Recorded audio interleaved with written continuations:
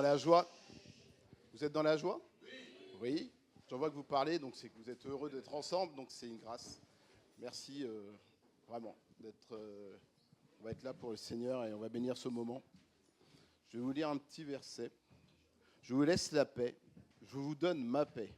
Je ne vous donne pas comme le monde donne, que votre cœur ne se trouble point et ne s'alarme point. Je vais vous laisser imaginer que vous êtes dans une salle d'opération. Ça fait un peu peur, mais aujourd'hui vous avez le professeur des professeurs, celui qui a le diplôme.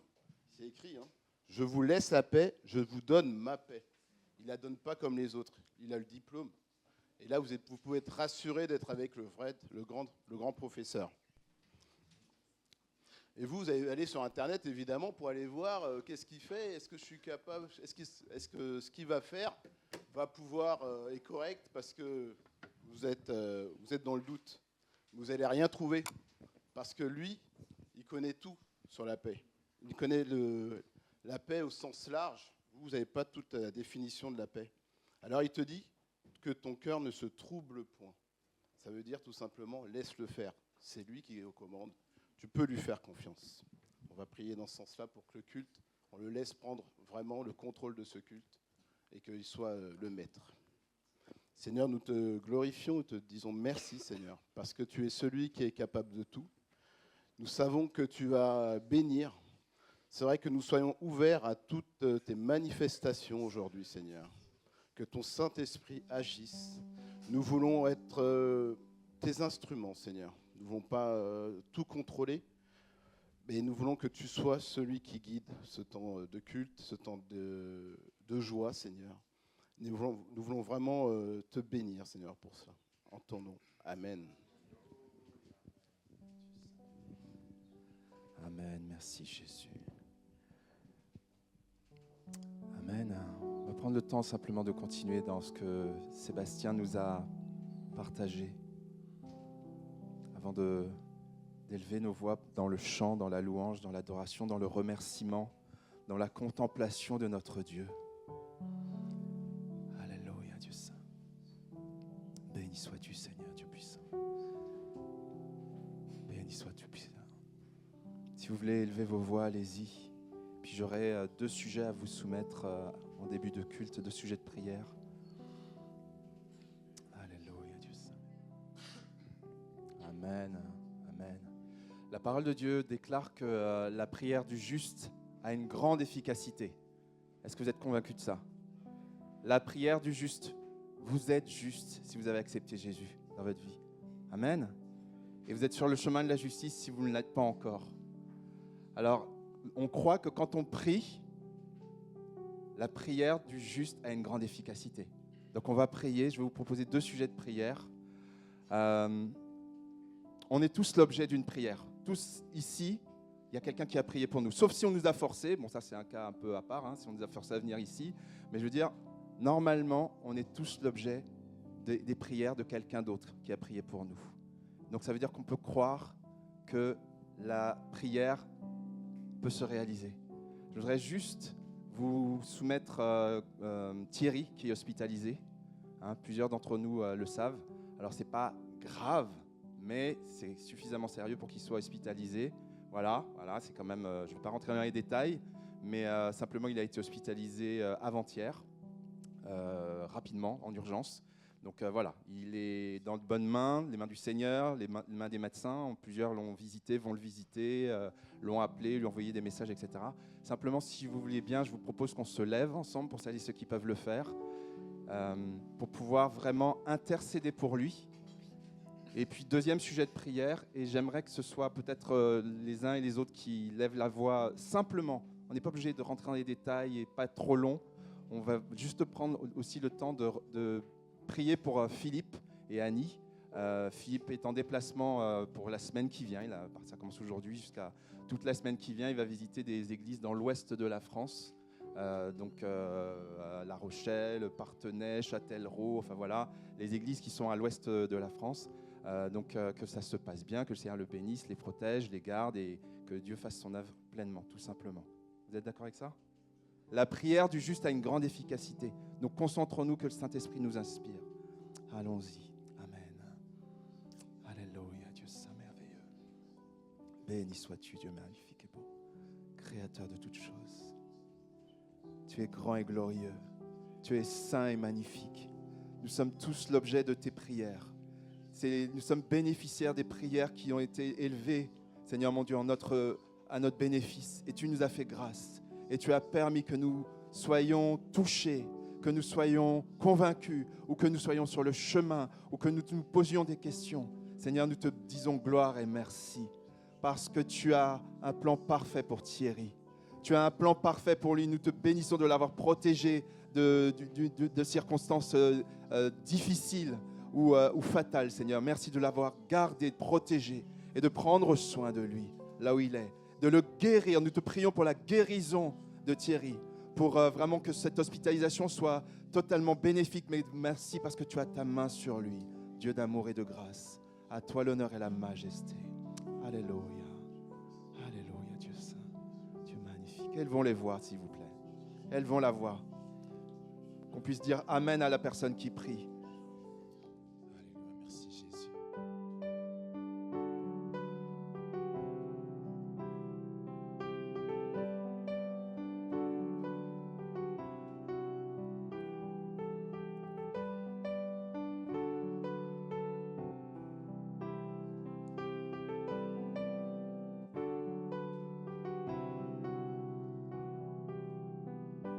Tu n'es pas un Dieu créé par la main de l'homme.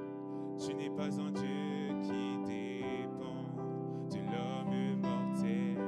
Tu n'as pas besoin de nos dons ni de nos offrandes. C'est ton plan et c'est ta volonté. Tu n'es pas un Dieu encore.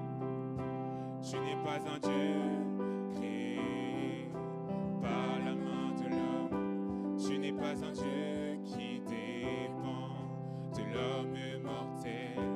Tu n'as pas besoin de nos dons ni de nos offrandes. C'est ton plan et c'est ta volonté.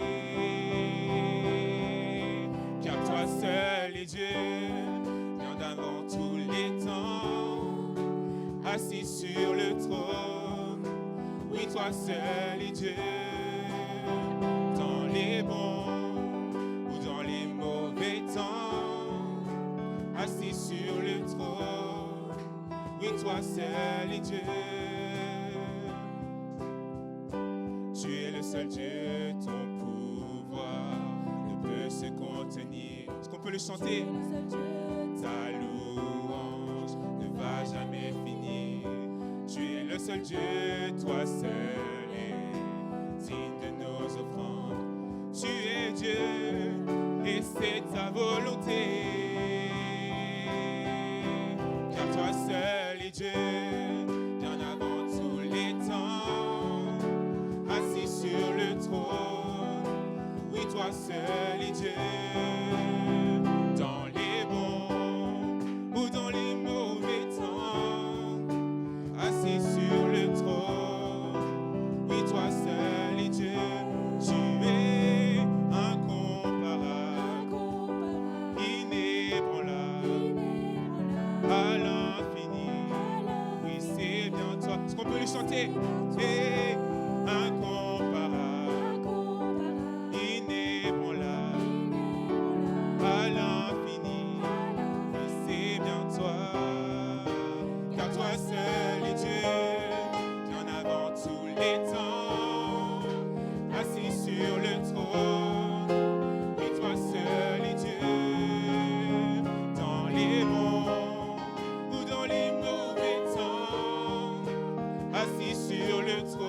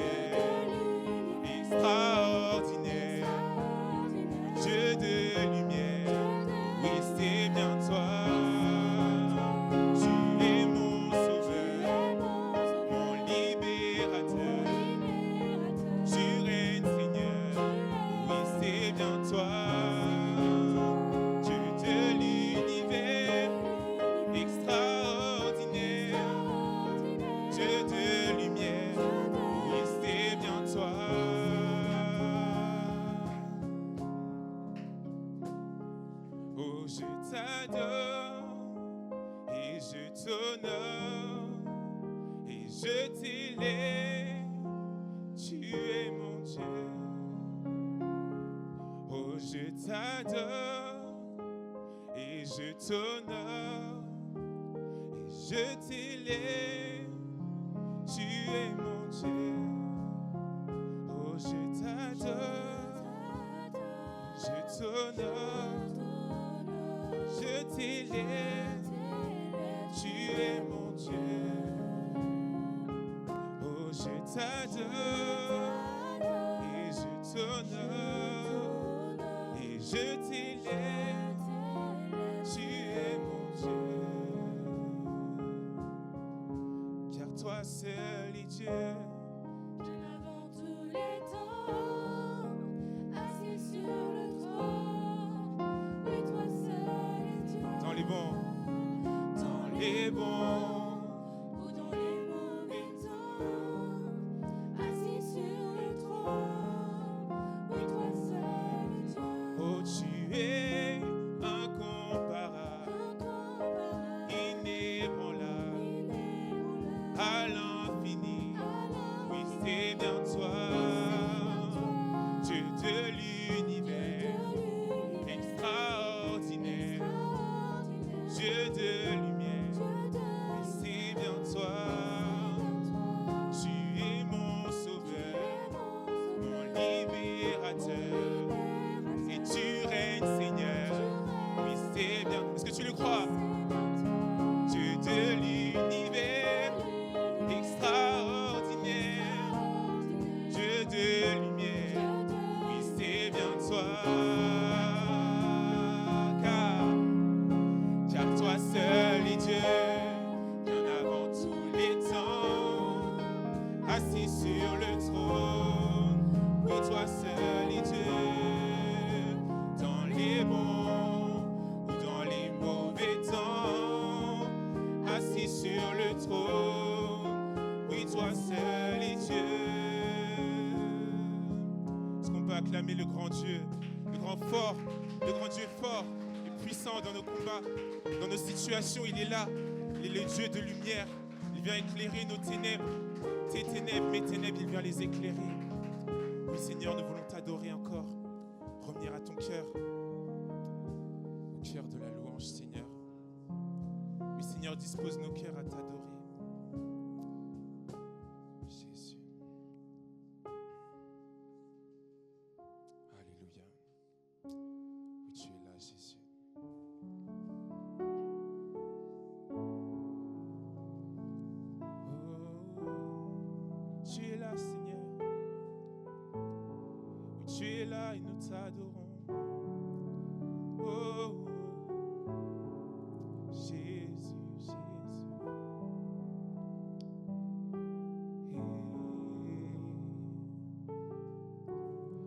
Le chant terminé, le rideau retombe. Je viens simplement porter mon offrande, car j'ai le désir de réjouir ton cœur. J'apporte plus qu'un beau chant. Chanter ne suffit pas pour répondre à ton appel. Les apparences sont trompeuses, tu vois bien au-delà. Oh Dieu, tu sens de mon cœur. Je reviens au cœur de la louange, pour tout centrer sur toi, centrer sur toi, Jésus. Oui, je renonce à tous mes faux semblants. Tout est centré sur toi, centré sur toi, Jésus. Roi d'éternité, qui peut exprimer ce dont tu es dit? Bien que faible et pauvre, Seigneur, je te donne tout. Prends toute ma... Encore, roi d'éternité. Oh, roi d'éternité, ce dont tu es dit. Oh, bien que faible et pauvre, je te donne tout, prends toute ma vie. Oh, oh, j'apporte plus qu'un beau chant, chanter ne suffit pas pour répondre à ton appel. Les apparences sont trompeuses, tu vois bien au-delà. Oh Dieu, tu sens de mon cœur. Oh, je reviens au cœur de la louange. Tout est centré sur toi, centré sur toi, Jésus. Oui, je renonce à tous mes faux semblants. Tout est centré sur toi, oh, centré sur toi. Je reviens au cœur de la louange. Tout est centré sur toi, Jésus. Oui, je renonce à tous mes faux semblants. Tout est centré sur toi, oh, centré sur toi, Jésus. Centré sur toi, centré sur toi. Centré sur toi, Jésus. Oui, je veux tout centrer sur toi. Centré sur toi.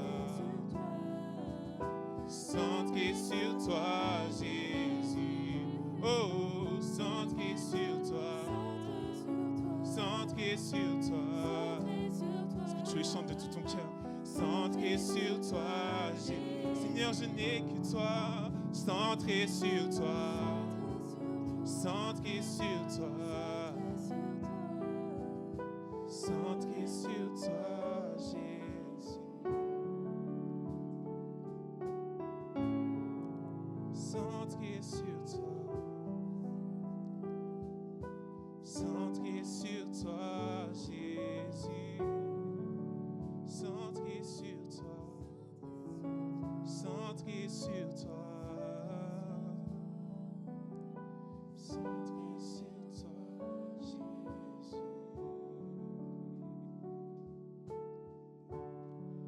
Les yeux fixés vers toi, j'oublie les problèmes autour de moi pour t'adorer, mon roi.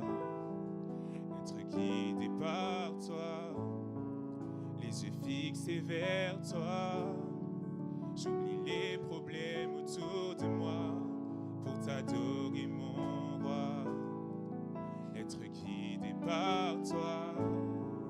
Je veux t'adorer, t'adorer. Je veux t'adorer, t'adorer. Je veux t'adorer, t'adorer. Seigneur, t'adorer. Je veux t'adorer, t'adorer. Je veux t'adorer, t'adorer. Je veux t'adorer, t'adorer. Je veux t'adorer. Les yeux fixés vers toi. J'oublie les problèmes autour de moi pour t'adorer, mon roi. Être guidé par toi. Les yeux fixés vers toi. J'oublie les problèmes autour de moi pour t'adorer, mon roi. Être guidé par toi, je veux t'adorer, t'adorer. Je veux t'adorer, t'adorer. Seigneur, t'adorer. c'est le désir de mon cœur. T'adorer, t'adorer. Je veux t'adorer, t'adorer. Je veux t'adorer, t'adorer. Seigneur, t'adorer. Les yeux fixés vers toi. J'oublie les problèmes autour de moi pour t'adorer, mon roi. Être guidé par toi, les yeux. Alors que je fixe les yeux sur toi, Seigneur, J'oublie les problèmes. je n'ai plus les yeux sur mes problèmes, Seigneur. Pour t'adorer, mon roi. Je me concentre sur toi Être guidé par pour simplement t'adorer.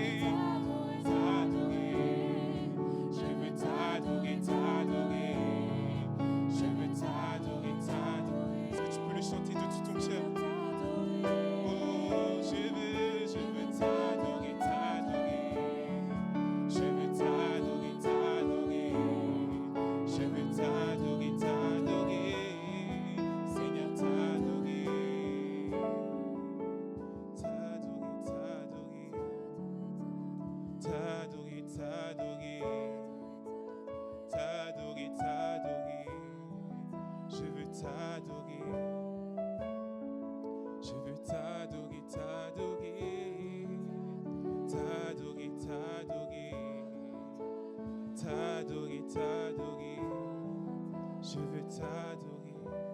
Oh, oh, oh. Tu peux l'adorer avec tes propres mots. Tu peux lui dire combien il est grand. Tu peux t'appuyer sur lui. Lui dire, Seigneur, je te fais confiance. C'est vrai, je ne comprends pas tout, Seigneur. Mais je te fais confiance parce que je sais que tu es là. Oui, ma barque tremble, mais je sais que tu es dans ma barque. Oui, ma vie n'est pas claire, Seigneur. Mais je sais que toi, tu es la lumière qui va venir éclairer mes ténèbres. Oui, je me sens faible, Seigneur, mais je sais que toi, tu es mon rocher. Oui, je me sens perdu, Seigneur, mais je sais que toi, tu es mon berger. Oh, je veux t'adorer, t'adorer. T'adorer, t'adorer. Je veux t'adorer, t'adorer. Seigneur, Seigneur, t'adorer. je veux t'adorer, t'adorer. Je Oh, veux t'adorer, t'adorer. je veux t'adorer, t'adorer. Seigneur, t'adorer.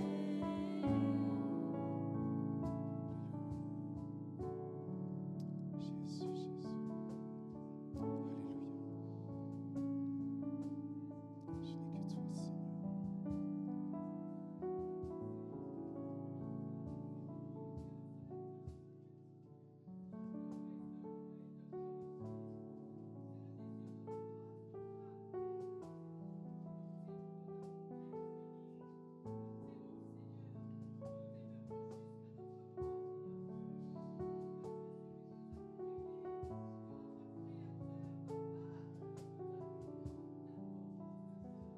Nos dîmes et nos offrandes.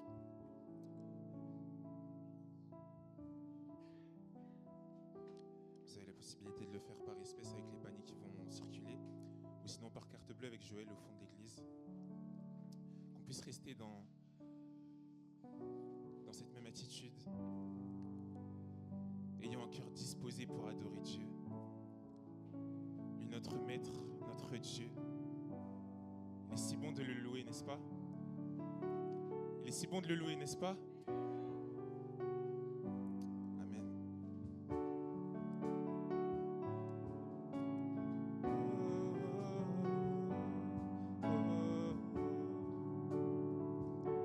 Et mon cœur t'appartient et je cherche le tien. Prends ma vie, Seigneur, conduis mes pas. Mon cœur t'appartient et je cherche le tien. Que je sois pour toi un sacrifice et je te louerai, Seigneur. Je chanterai ton grand amour. Tu montreras ta face et nous verrons ta gloire et nous verrons ta gloire. Mon cœur t'appartient et je cherche le tien. Prends ma vie, Seigneur, conduis mes pas. Oh mon cœur t'appartient et je cherche le tien. Que je sois pour toi un sacrifice et je te louerai, Seigneur.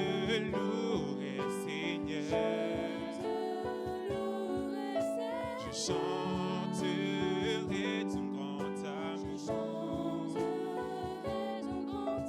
Tu montreras ta face et nous verrons ta gloire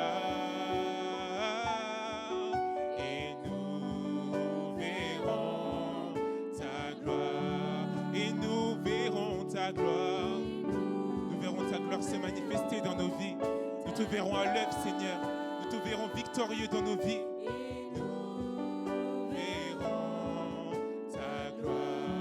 Et nous verrons ta gloire. Verrons ta gloire. Et nous verrons ta gloire. Tout doucement. Et nous verrons ta gloire.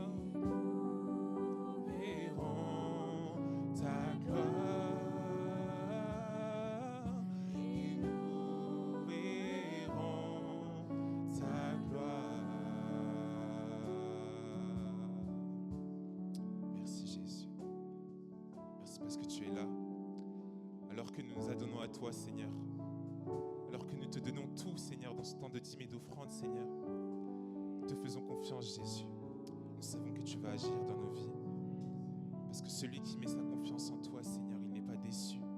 Celui qui met sa foi en toi, Seigneur, il n'est pas déçu. Toi, tu dis que tu es le rémunérateur de ceux qui te cherchent. Toi, tu dis que ceux qui tournent le regard vers toi rayonnent de joie. Seigneur Jésus, gloire, et nous verrons ta gloire, et nous verrons ta gloire, et nous verrons ta gloire. Je te louerai, Seigneur. Je chanterai ton grand amour. Tu montreras ta face et nous verrons ta gloire et nous verrons ta gloire.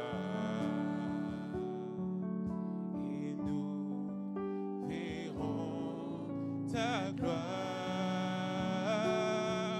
et nous verrons ta gloire. Alléluia, Jésus.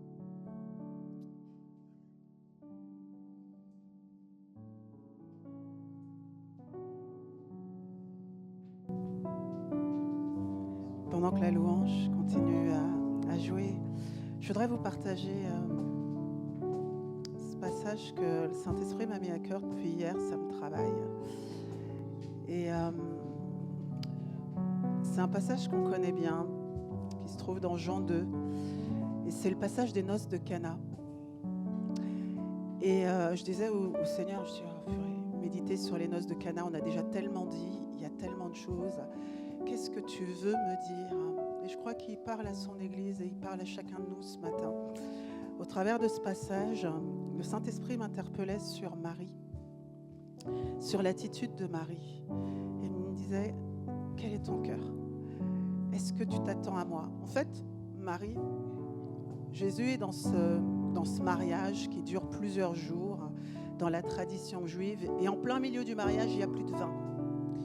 Ça peut sembler anodin, mais dans le contexte biblique, ce qui se passe, c'est grave, en fait. Parce que les mariés doivent pourvoir au vin pour l'ensemble des convives pendant toute cette semaine-là. Et en fait, il y a une situation qui est compliquée, qui est critique. Et Jésus est là.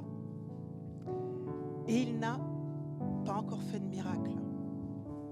Quand on lit Jean 1, Cana, c'est le premier miracle qu'il fait. Et on se dit, le vin, bon, bref. En fait, c'est pas ça que le Seigneur me disait. Je me suis vraiment arrêtée sur l'attitude de Marie. Elle sait que Jésus est là. Elle sait que dans cette situation critique, Jésus est là. Et elle lui dit une chose, une seule chose, qu'il savait déjà d'ailleurs. Il n'y a plus de vin. C'est tout. Elle ne lui dit pas « interviens, fais quelque chose », mais implicitement, elle l'informe « il n'y a plus de vin ».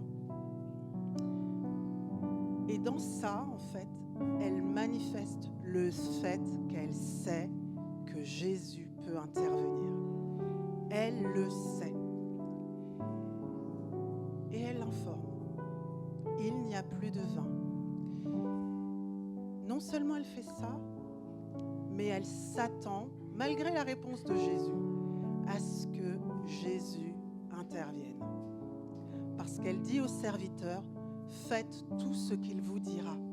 Elle ne sait pas ce qu'il va faire. Elle ne sait pas comment il va le faire. Elle n'en sait rien en fait.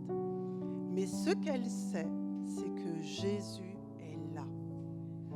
Est-ce que nous savons et est-ce que nous attendons à ce que dans nos situations, Jésus intervienne? On ne sait pas comment, mais elle s'attendait à une intervention de Jésus. Elle avait le cœur ouvert et elle avait la foi pour croire que Jésus allait intervenir. Et je nous invite ce matin à sonder nos cœurs et à nous placer devant Dieu et à nous attendre, à garder le cœur ouvert à ce que Jésus peut intervenir. On ne sait pas comment. Qui aurait dit qu'il aurait pris l'eau de la purification pour le transformer en vin? Personne ne savait comment il allait faire, comment il allait répondre. Mais elle savait qu'il était l'homme de la situation et qu'il était celui qui pouvait résoudre cette crise. Et je vais vous laisser avec cette pensée ce matin. Amen.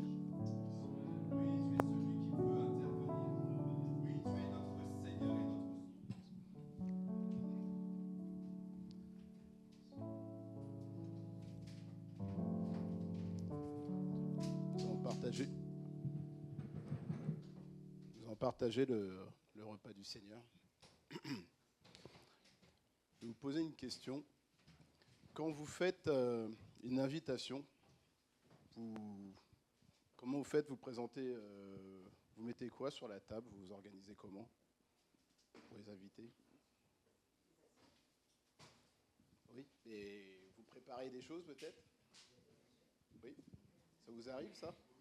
Quand vous invitez, vous mettez peut-être vos meilleurs couverts, des verres en cristal, pour ceux qui en ont, en argent. Et puis, il faut que ça suive aussi, parce que vous allez peut-être mettre des choses intéressantes dans les assiettes, parce que s'il n'y a rien, c'est pas, ça limite un peu l'invitation. Je ne sais pas si c'est le cas pour tout le monde, mais on essaie de toujours d'être au top. Voilà. Sinon, ouais, on se sent limité. Et là, ce matin, quand je préparais le repas, je me suis dit, c'est du pain et du vin, quoi. C'est un repas du Seigneur, c'est pas exceptionnel. Et c'est tellement pas exceptionnel qu'on met même une petite couronne autour de l'assiette. On met une petite assiette en argent aussi, et puis on met aussi des couvercles avec une petite croix pour que ça brille, parce que c'est nous, ça, c'est les hommes, il faut que ça claque. Mais le Seigneur, lui, il a pris du vin et du pain. C'est simple, c'est très simple. C'est si simple parce que c'est sa nature de Dieu, il est simple. Et cette simplicité a permis aussi aux bergers de s'approcher du Seigneur de gloire dans une mangeoire. Parce que c'est ça aussi, Dieu, il est simple.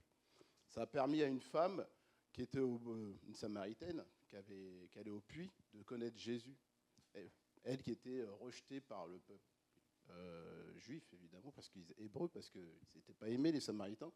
Ça a permis aussi à un centurion romain, l'oppresseur de l'époque, de voir Jésus aussi, et d'avoir une guérison du serviteur. Ça a permis à un collecteur d'impôts, Zachée, qui était détesté de tout le monde, parce que les collecteurs d'impôts n'étaient pas aimés, et lui, il a aussi connu Jésus. Alors vraiment, voilà, quand on prend ces ingrédients, ces éléments, on voit la simplicité de Dieu. Et on sait que par cette simplicité, il a atteint tellement de personnes. Il nous atteint aussi, en fait. C'est vrai que quand on dit le repas du Seigneur, on aurait pu s'attendre, comme disait Julie, on aurait pu faire mieux. Et il n'a pas fait mieux. Voilà, il a fait ça, parce qu'il sait que c'est ce qu'on avait besoin. Alors, je veux vous demander de vous lever pour prendre cette sainte scène ensemble, partager ensemble, être touchés. Et je vais appeler Musienne. Et je sais pas qui. Là, je vais prendre Sarah. Partagé dans Matthieu 26. Pendant qu'il mangeait, Jésus prit du pain et après avoir rendu grâce, il rompit et le donna aux disciples en disant « Prenez, mangez, ceci est mon corps. » Merci Seigneur pour ce sacrifice qui nous donne la vie. C'est vrai que par ta toute puissance, ta grandeur, tu t'es quand même abaissé à nous, intéressé à nous. Tu savais le prix que ça te coûterait, mais tu l'as fait quand même. Et en te donnant, en mourant et en ressuscitant, tu nous donnes la vie. Et ça a du sens, ça a un prix incomparable. Merci parce que chacun, là où nous sommes, tu nous tires, tu nous attires à toi. Et tu nous aimes d'une façon particulière qui donne un nouveau sens à notre vie. Merci. Merci pour ce sacrifice qui me donne, qui nous donne, qui donne à chaque être humain qui décide de te confier sa vie, la vie en abondance. Nous t'élevons au plus haut des cieux. Amen.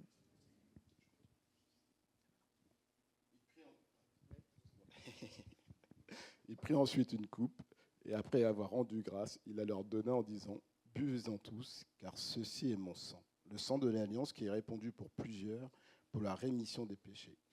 Je vous le dis, je ne boirai plus désormais de ce fruit de la vigne jusqu'au jour où j'en boirai de nouveau avec vous dans le royaume de mon Père. » Merci Seigneur pour ton sang, pour le sacrifice que tu as fait sur la croix, Seigneur éternel Dieu. Tu nous as dit, faites ceci en mémoire de toi jusqu'à ce que tu viennes, Seigneur éternel, mon roi. Et bénis-nous par ton sang, Seigneur éternel Dieu. Aidez-nous à aller vers l'avant, aidez-nous à apporter notre croix aussi comme tu l'as apporté, Seigneur éternel, mon roi. Sois glorifié, sois honoré, Seigneur mon Dieu. Amen. Amen. Nous voulons vous souhaiter la bienvenue ce matin. Est-ce qu'il y a des personnes nouvelles au milieu de nous, nouveaux ou nouvelles? On se connaît tous apparemment. Les nouvelles, c'est, Georges l'a dit au début du culte, c'est que Philippe n'est pas là pendant toute la semaine. Et je dois appeler les frères et sœurs pour la parole est comptée. Ils se connaissent normalement. Okay. Approchez-vous. On a l'habitude chaque dimanche d'avoir des frères et sœurs qui apprennent un verset ou plusieurs versets de la Bible et de le réciter devant vous. On vous demandera de ne pas applaudir entre chaque frère et sœur, mais à la fin, si vous voulez applaudir. Il faut venir là, Charles. T'as peur? Est-ce que je peux monter ces micros-là pour que je puisse filmer? T'as filmé? Attends que Joël filme. Il a pris du temps. Ah, c'est bon? C'est bon. Celui qui demeure sur l'abri du Très-Haut repose à l'ombre du Tout-Puissant. Je dis à l'Éternel, mon refuge et ma forteresse, mon Dieu, en qui je me confie. Car c'est lui qui te délivre du filet de l'azuleur, de la peste et de ses ravages. Il te couvrira de ses plumes et tu trouveras un refuge sous ses ailes. Sa fidélité est un bouclier et une cuirasse. Tu ne craindras ni les terreurs de la nuit, ni la flèche qui vole de jour, ni la peste qui marche dans les ténèbres, ni la contagion qui frappe en plein midi. Que 1000 tombent à ton côté et 10 000 à ta droite, tu ne seras pas atteint. De tes yeux seulement, tu regarderas et tu verras la rétribution des méchants. Car tu es mon refuge, ô Éternel. Tu fais du Très-Haut ta retraite. Aucun malheur ne t'arrivera. Aucun fléau n'approchera de ta tente. Car il ordonnera à ses anges de te garder dans toutes tes voies. Ils te porteront sur les mains de peur que ton pied d'être contre une pierre. Tu marcheras sur le lion et sur l'aspic. Tu fouleras le lionceau et le dragon. Puisqu'il m'aime, je le délivrerai. Je le protégerai, puisqu'il connaît mon nom. Il m'évoquera. Je lui répondrai. Je serai avec lui dans la détresse. Je le délivrerai. Je le glorifierai. Je le rassasierai de longs jours. Et je lui fais voir mon salut.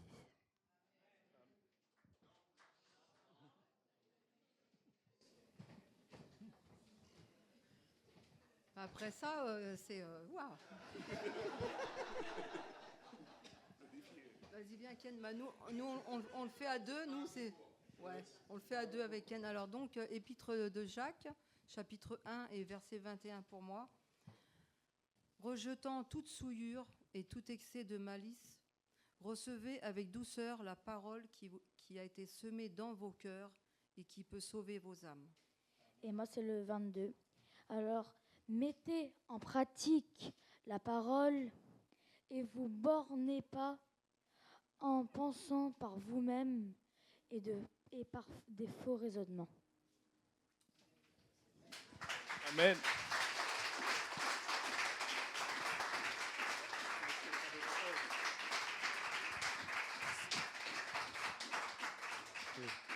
Le texte, c'était le psaume 91. J'avais oublié de vous le dire.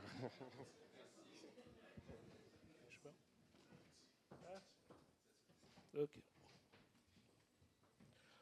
On va se lever pour prier afin d'introduire la parole de Dieu. Seigneur, nous voulons te remercier encore ce matin pour ta bonté, pour ta fidélité. Nous voulons te remercier parce que tu connais nos cœurs, Jésus. Et tu sais ce dont nous avons besoin. Tu as déjà parlé au travers de la louange, tu as parlé au travers de la pensée de Nadège, tu as parlé ce matin à plusieurs reprises. Et nous croyons que tu es là et que tu parles encore au cœur. Alors, je te prie de bénir la parole qui sera annoncée. Que vraiment toute la gloire te soit rendue, Jésus. C'est toi qui es maître de ces lieux. Alors prends toute la direction et que toute la gloire te revienne, Jésus. Amen.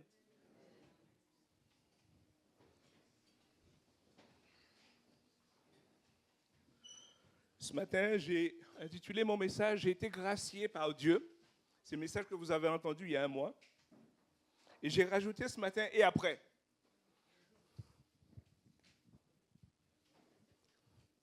Parce que la grâce implique quelque chose. Et c'est ce que nous allons voir dans deux textes. Dans Luc 15,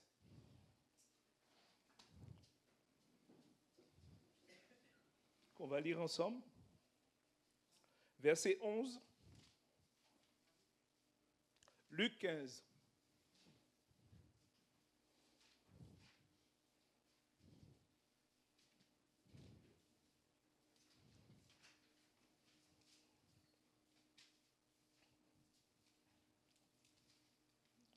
Est-ce que c'est bon pour tout le monde?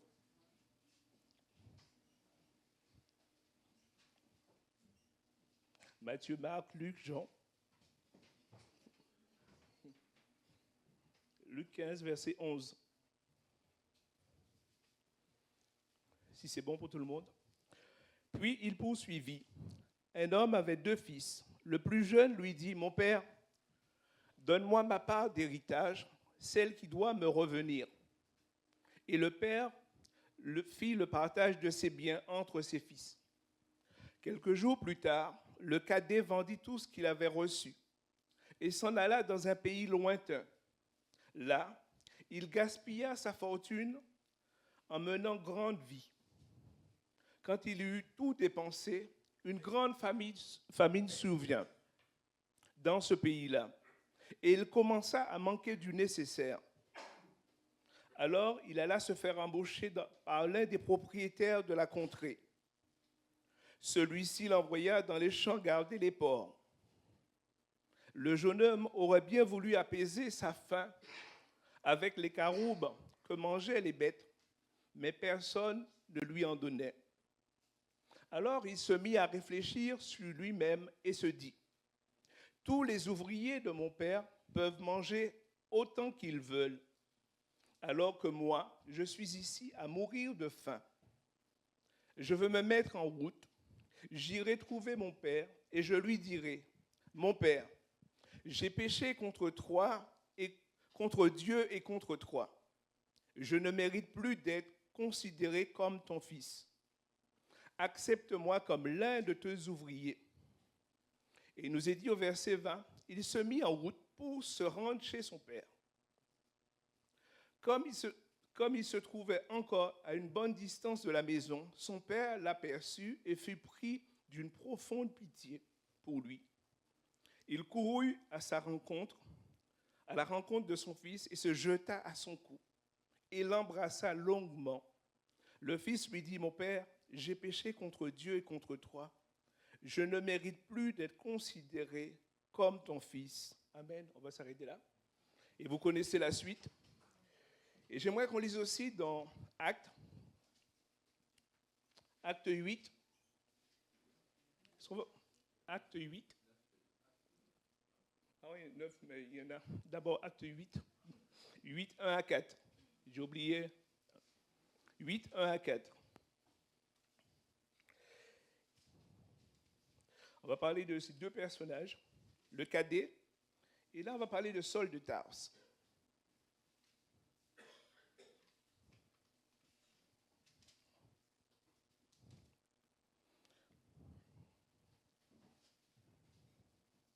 C'est bon? Acte 8, 1 à 4. Saul avait donné son approbation à l'exécution d'Étienne. À partir de ce jour-là, une violente persécution se déchaîna contre l'Église qui était à Jérusalem. Tous les croyants se dispersèrent à travers la Judée et la Samarie, à l'exception des apôtres. Quelques-uns des hommes pieux enterrèrent Étienne et le pleurèrent beaucoup. Quant à Saul, il cherchait à détruire l'Église, allant de maison en maison pour en arracher les croyants, hommes et femmes, et les jeter en prison. Ça nous décrit qui est Saul. Et au verset 9, on va voir ce que Dieu va faire, lui. Parce que là, c'est ce que Saul fait, mais ce que Dieu va faire avec Saul. Verset 1 à 16, on ne va pas lire tout. On va rester juste de 1 à 10. C'est bon? Chapitre 9, le verset 1 à 10. C'est juste là-dessus. Donc Saul suit son chemin, il persécute l'Église, il continue, et là, il va se rendre à Damas. Saul, qui ne pensait qu'à menacer et à tuer les disciples du Seigneur, se rendit chez le grand prêtre et lui demanda des lettres de recommandation pour les synagogues de Damas. Ces lettres l'autorisèrent s'il se trouvait là-bas des hommes ou des femmes qui suivaient la voie du Seigneur, à les arrêter et à les amener à Jérusalem. Il se dirigeait donc vers Damas et approchait déjà de cette ville quand soudain, il fut environné d'une lumière éclatante qui venait du ciel. Il tomba par terre et entendit une voix qui lui disait, « Saul, Saul, pourquoi me persécutes-tu? » « Qui es-tu, Seigneur » demanda-t-il. La voix reprit, « Je suis moi, Jésus, que tu persécutes. Mais relève-toi, entre dans la ville, et là on te dira ce que tu dois faire. » Ses compagnons de voyage restèrent figés sur place, muets de stupeur. Ils entendaient bien la voix, mais ne voyaient personne. Saul se releva de terre, mais il avait beau ouvrir les yeux, il ne voyait plus. Il fallut le prendre par la main pour le conduire à Damas. Il resta aveugle pendant 3 jours et ne mangea ni ne but. Or, à Damas vivait un disciple nommé Ananias, et le Seigneur lui apparut dans une vision et lui dit, au verset 11, « Oui, Seigneur, répondit-il. Et le Seigneur lui dit, « Lève-toi, va dans la rue qu'on appelle la grande, la rue droite, dans la maison de Judas. Demande à voir un nommé Saul, originaire de Tarse, car il prie, et dans une vision, il a vu un homme du nom d'Ananias entrer dans la maison et lui imposer les mains pour lui rendre la vue. » Amen. Ce matin, le titre du message, c'est « J'ai été gracié par Dieu et après ». Quand on voit ces deux situations, la situation du fils prodigue qu'on appelle souvent, mais en fait c'est le fils cadet, il décide d'aller voir son père pour lui dire « Donne-moi la part d'héritage qui me revient ».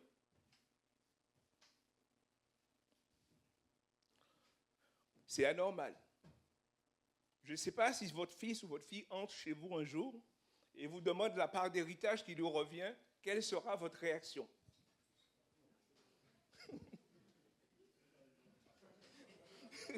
Ou bien il sait que vous allez mourir bientôt, ou il sait que vous êtes en train de rédiger le testament et il veut avoir sa part.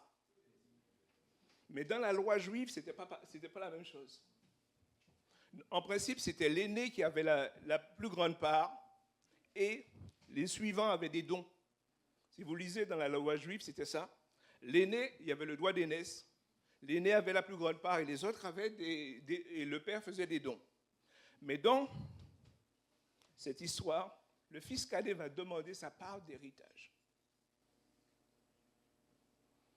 Et bizarrement, le père va, pas bizarrement, c'est que Dieu va permettre. Et le père va lui donner la part d'héritage qui lui revient de son vivant. On peut dire que c'est une avance sur l'héritage. Une fois que le père va lui donner l'héritage, il va partir. Il va tout dépenser, comme nous dit le texte. Il va mener grande vie. Quand on a beaucoup d'argent, on a beaucoup d'amis. Quand on dépense, c'est facile. Mais une fois qu'on n'a plus rien, on n'a plus d'amis.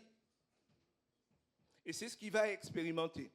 Au point qu'il va aller travailler pour quelqu'un qui élève des porcs.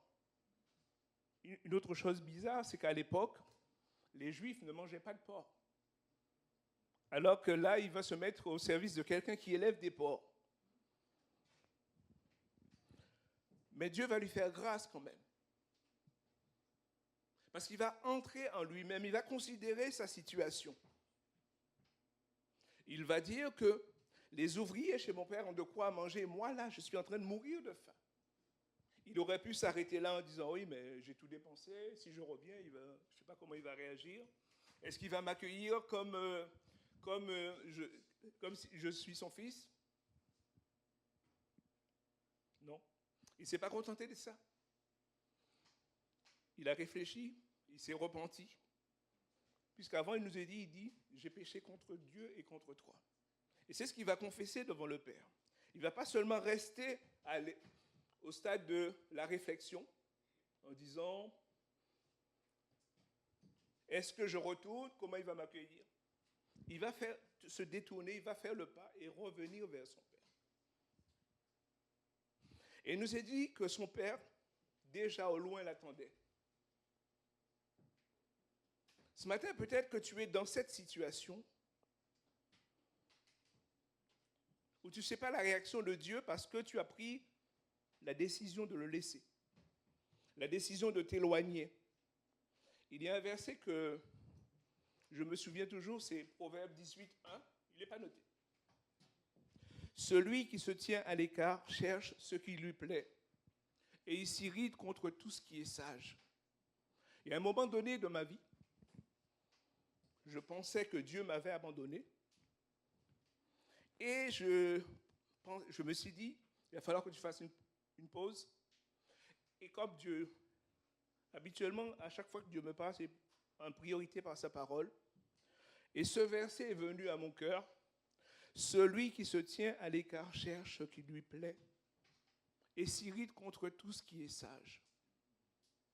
Des moments où on veut faire des pauses avec Dieu, mais en fait, on cherche ce qui nous plaît.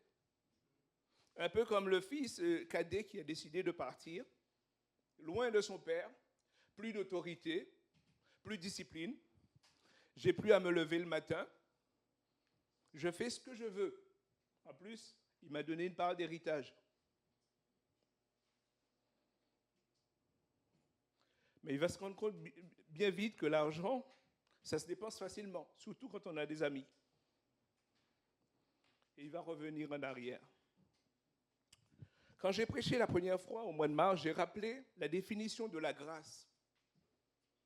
La grâce, dans la Larousse, il est dit, c'est une faveur. Ce matin, si je prête 10 euros à Joël, je peux lui dire, je te fais grâce des 10 euros. C'est une faveur. Mais la définition de la parole de Dieu, c'est la grâce. C'est un pardon immérité. Je ne méritais rien, nous ne méritions rien. Mais Dieu nous a fait grâce.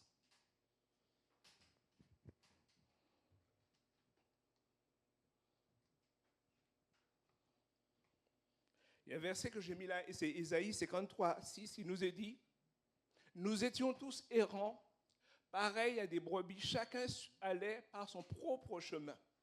On faisait ce qu'on voulait. L'Éternel a fait retomber sur lui les fautes de nous tous. » De qui il parle? De Jésus.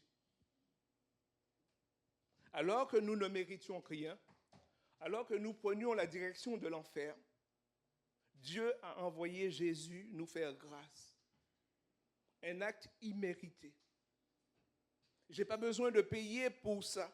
Jésus a payé le prix. Chacun suivait sa propre voie. Quand Dieu m'a rencontré, j'étais à l'université. J'ai rencontré Dieu au travers des groupes bibliques universitaires. Il y a certains que Dieu a rencontrés alors qu'ils étaient malades. D'autres ont rencontré Dieu parce qu'il y a un ami qui est venu témoigner. Comme le texte dit, chacun suivait sa propre voie. Mais Dieu nous a fait grâce. Dieu a parlé à nos cœurs et nous a permis aujourd'hui d'être ensemble, de faire partie de son peuple, d'être unis les uns avec les autres. Ce matin, peut-être que tu viens pour la première fois ou plusieurs fois dans cette église, tu n'as pas encore rencontré Jésus. Et tu dis, peut-être que Dieu ne m'a pas encore fait grâce. Mais j'aimerais te rappeler quelque chose, c'est qu'il y a des fois où Dieu, même quand on était inconverti, Dieu nous a parlé. Et des fois, on peut donner des réponses, on peut dire, c'est à cause de ma patte de lapin, c'est à cause d'un tel, c'est à cause parce que je me suis réveillé du bon pied. Et c'est qu'une fois qu'on s'est converti, qu'on réalise que tout ce qui nous est arrivé, les malheurs qu'on a pu éviter, il y avait déjà la main de Dieu. Et peut-être que c'est ton cas ce matin, tu dis, mais je ne vois pas Dieu. Quand il y a un accident ou quand tu es dans l'avion, l'avion secoue un peu, ton premier réflexe, ce n'est pas de regarder ton téléphone, c'est de prier pour que s'il y a quelqu'un là-haut, qu'il entende ta voix et que l'avion aille jusqu'au bout.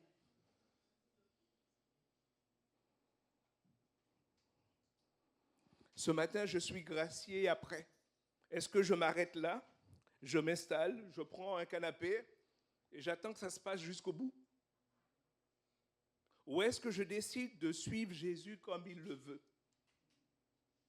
Parce que la grâce qu'il m'a donnée implique quelque chose. Dieu m'a gracié pourquoi? Il ne m'a pas gracié parce que je suis beau, parce que je suis le meilleur. Il m'a gracié parce que Jésus est mort sur la croix pour moi. Parce que Jésus a subi ce que je devais subir.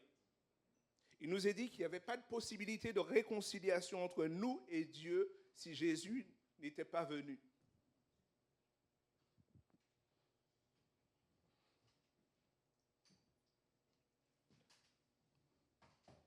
Qu'est-ce que cela change pour moi?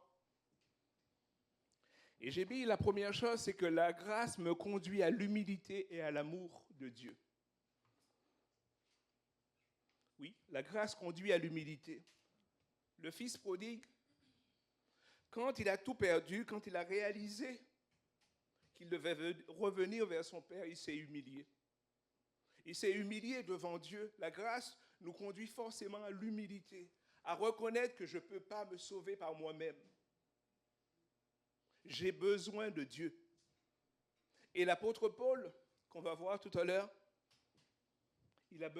plusieurs fois il va citer ce mot, la grâce de Dieu est grande pour moi, qui n'étais rien. Moi qui n'avais même pas le titre d'apôtre, Dieu a fait de moi un apôtre. Je suis le plus petit. Mais la grâce de Dieu est grande pour moi. L'apôtre Paul va le répéter plusieurs fois dans le Nouveau Testament. Lui, parce que lui, il persécutait l'Église. C'était quelqu'un qui n'aimait pas voir les chrétiens. Donc, il avait fait tuer Étienne. Et dans l'histoire qu'on a lue, il avait des lettres pour récupérer tous les chrétiens qui étaient à Damas, les ramener à Jérusalem. Et on suppose qu'ils auraient eu la même chose qu'Étienne. Mais il va rencontrer Jésus sur sa route. Et Jésus va le gracier. Peut-être que nous, on ne l'aurait pas gracié. Mais Jésus va le gracier. Jésus va le gracier à un moment où il ne s'attendait pas. Comme je l'ai dit tout à l'heure, on faisait chemin dans plusieurs directions. Et Jésus nous a graciés comme il a gracié l'apôtre Paul.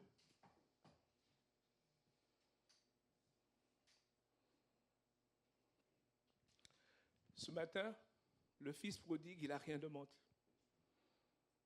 Il n'est pas revenu voir son père en disant « Est-ce qu'il y a une part encore pour moi dans ton héritage ?» Non, il est venu simplement. Il dit à son père « Je ne mérite pas que tu m'appelles ton fils. Ne me considère plus comme ton fils, mais comme un ouvrier. Je veux travailler comme un ouvrier. » Et peut-être que c'est ton attitude ce matin. Tu t'es éloigné de Dieu, tu dis, mais je ne mérite plus ta grâce, Seigneur. Mais Dieu te dit encore, tu es mon fils, tu es ma fille. Et le Père va l'accueillir, va le couvrir, va lui donner l'anneau, va le chausser. C'est ce que Dieu fait quand nous revenons vers lui. Parce que nous nous humilions devant lui. Nous reconnaissons que c'est lui qui est sur le trône, ce n'est pas nous. Nous nous humilions devant lui et nous l'aimons. Parce que s'il est revenu, c'est parce qu'il aime son Père. Pas seulement à cause de la misère qu'il a subie, mais qu'il aime aussi son Père. Le premier commandement nous dit, tu aimeras le Seigneur ton Dieu de toute ton âme, de toute ta force. Ce matin, Dieu désire que je l'aime de toute mon âme, de toute ma force. Il y a la première place dans ma vie, c'est Dieu. Est-ce que j'aime Dieu de toute ma force? Est-ce que c'est Dieu la priorité de ma vie? L'humilité me conduit à l'amour pour Dieu, renouvelle son amour en moi. L'humilité me conduit à considérer Dieu comme celui qui règne sur ma vie. Dans Matthieu 26, 36 à 40, il est dit, Dieu seul mérite notre amour et je dois l'aimer de tout mon cœur. Est-ce que Dieu mérite ton amour ce matin? Est-ce que Dieu mérite que tu le chérisses chaque jour? L'humilité nous conduit tout à ça. Dieu m'a fait grâce, donc après, je dois être humble devant lui. Je dois aimer Dieu. Lui donner la première place dans ma vie. Je sais que des fois, ce n'est pas facile. On est des hommes et des femmes. Et des fois, on a nos préoccupations. On a des choses qui nous arrivent dans la vie. Et des fois, on peut avoir tendance à oublier Dieu. Et à revenir. On a donné à Dieu nos cœurs. Et à reprendre la place qu'on a donnée à Dieu. Mais comme le fils prodigue qui s'est remis en question, on peut se remettre en question et revenir à Dieu. Remettre Dieu à la place qu'il doit être. C'est lui notre premier amour. C'est lui qu'on doit aimer avant tout. La grâce, je dis, nous conduit à l'humilité devant lui. Je ne peux rien sans Dieu. Ce matin, on ne peut pas guérir quelqu'un si Dieu n'intervient pas. J'aurais beau prier, j'aurais beau jeûner, mais si Jésus n'intervient pas, ça ne se passera pas. Ça ne vient pas de moi, ça vient de lui. Donc il faut que je sois humble pour reconnaître que tout dépend de lui.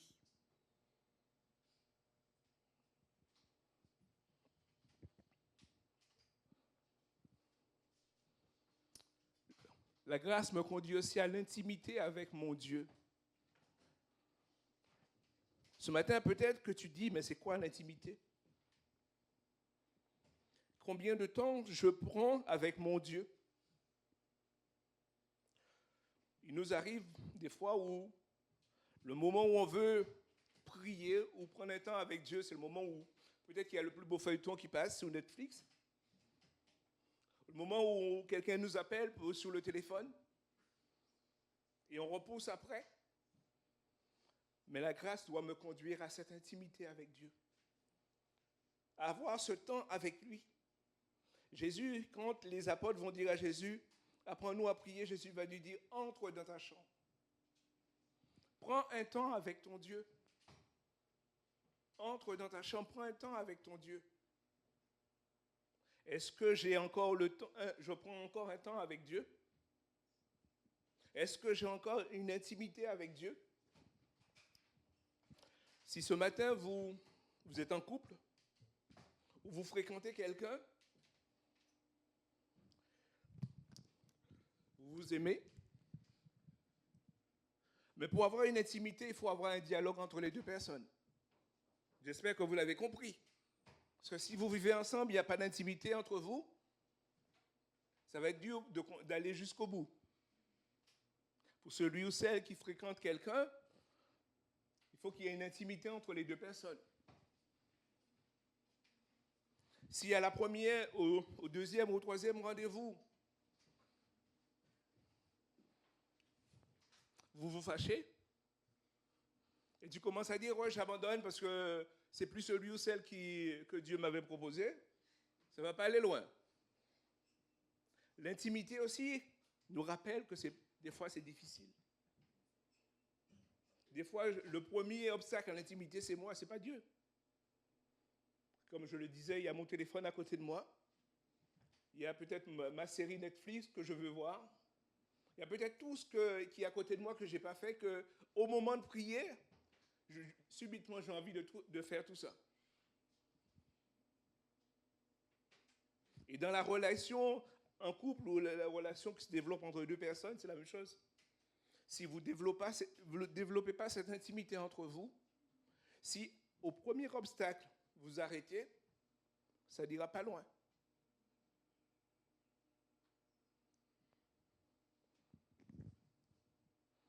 Mais Jésus dit, entre dans ta chambre. Prie ton Père qui est là. Je sais que des fois c'est difficile, on a tous nos obligations.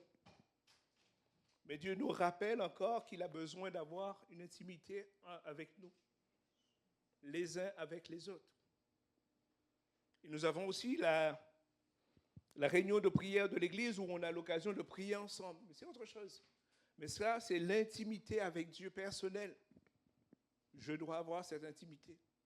L'intimité pour prier. L'intimité, comme l'a déjà dit ce matin quand elle méditait sa parole. Méditer pour méditer la parole de Dieu. Pas seulement de la lire. Seigneur, j'ai lu, mais qu'est-ce que tu veux me dire? Qu'est-ce que tu veux me montrer? Parce qu'on a tous nos combats, on a tous les décisions à prendre. Et si je ne prends pas le temps d'écouter ce que Dieu a à me dire, je peux vite m'éloigner de la volonté de Dieu. Je peux vite m'éloigner de Dieu.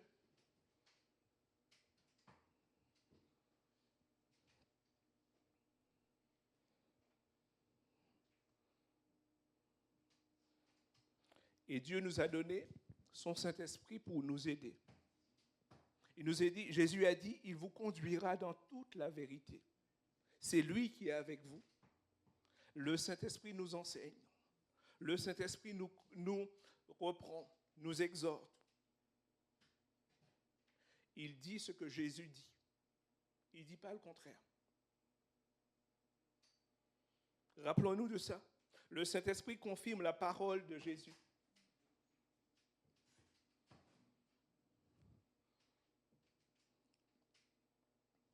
Il témoigne à notre esprit que nous sommes enfants de Dieu.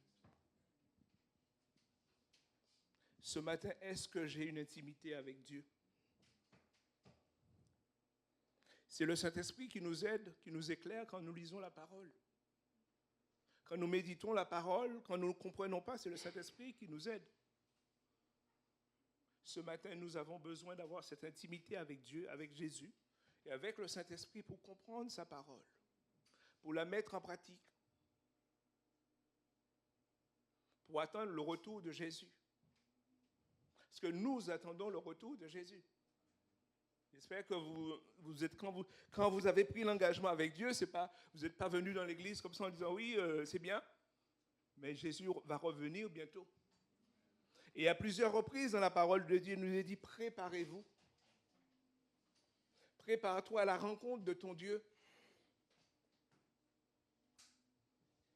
Ce matin, Dieu nous invite à l'intimité avec lui. Et comme je le disais, il y a des obstacles à l'intimité, mais Dieu nous aide.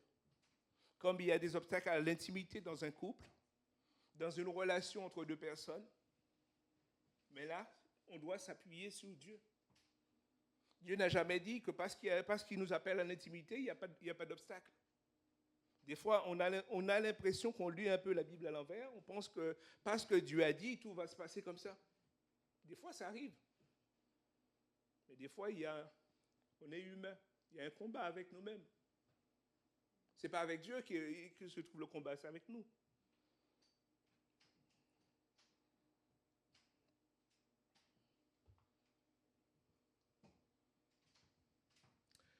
La grâce nous conduit à l'obéissance et à ressembler à Jésus. L'obéissance parce que quand l'apôtre Paul arrive à Damas, tout ce qu'il a entendu Jésus lui dire, il va obéir.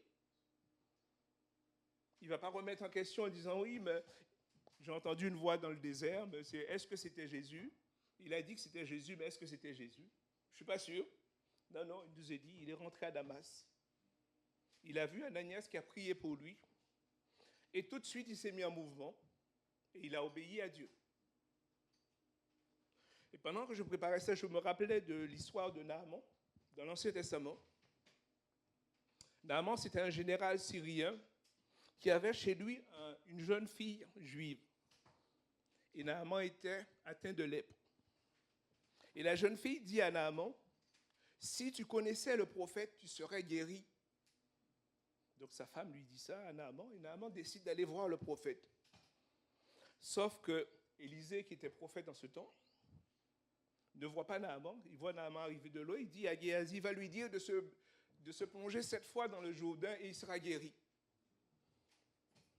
Quand Géasi dit ça à Naaman, Naaman se met en colère. Comment le prophète ne vient pas lui-même me voir? Comment le prophète ne vient pas lui-même pour peut-être il s'attendait à ce qu'on sacrifie un animal pour lui, qu'on fasse je sais quoi. Il pensait que le prophète était comme le marabout qui va tout...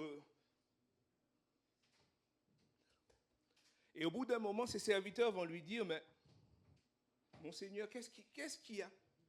Il t'a demandé de te laver 7 fois dans le Jourdain, c'est simple. Il t'aurait dit de grimper sous la montagne, tu l'aurais fait peut-être. Il t'aurait dit de sauter en parachute, tu l'aurais fait pour être guéri. Là, il te demande de te plonger 7 fois dans le Jourdain.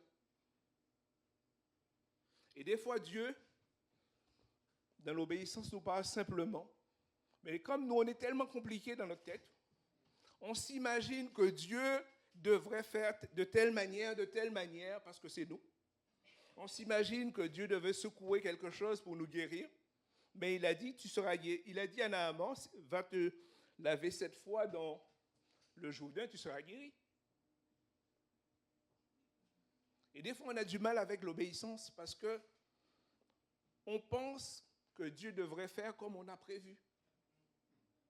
On pense que Dieu devrait suivre le manuel que nous, on a écrit. Mais il nous a dit, Dieu suit sa parole. Et il est fidèle à sa parole.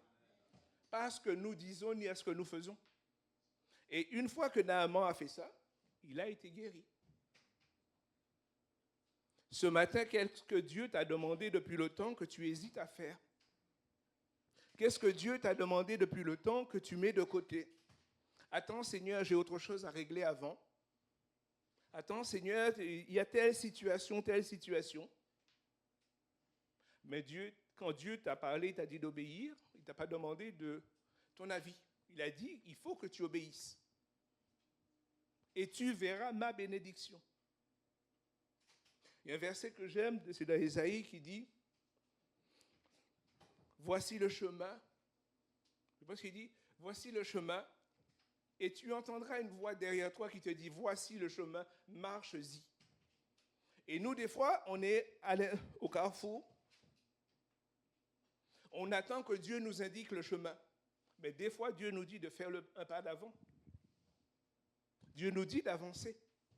Dieu nous dit de marcher. Et c'est parfois quand on marche que Dieu nous dit, cette voie-là n'est pas ma voie, cette voie-là n'est pas, c'est celle-là que tu dois suivre. Mais des fois, on est au carrefour, et on reste stationné au carrefour en attendant que Dieu nous parle. Mais Dieu ne nous a pas dit de nous stationner au carrefour. Dieu nous a dit d'avancer, et c'est quand on va avancer qu'on entendra la voix de Dieu qui va nous dire, tu es dans la bonne direction ou tu es dans la mauvaise direction. C'est sûr que des fois, Dieu peut nous dire, voici, il faut aller à gauche. Il y a des jours où Dieu va nous dire, il faut aller à gauche. Mais il y a des jours où Dieu attend que nous lui fassions confiance. Qu'on commence à marcher, et parce qu'on marche, il va nous dire, ce n'est pas le bon chemin.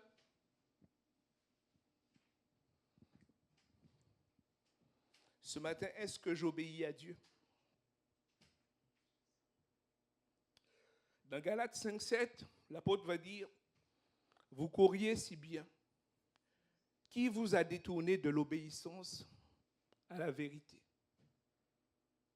Vous étiez dans le bon chemin, mais vous êtes arrêté. Vous vous êtes détourné de la vérité.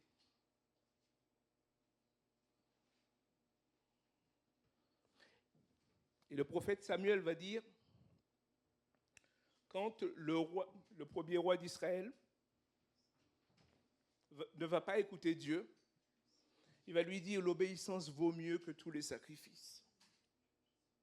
Dieu te demande de l'obéissance. Dieu me demande de l'obéissance. Et des fois, je suis prêt à faire beaucoup de choses pour Dieu que lui, il n'a pas demandé.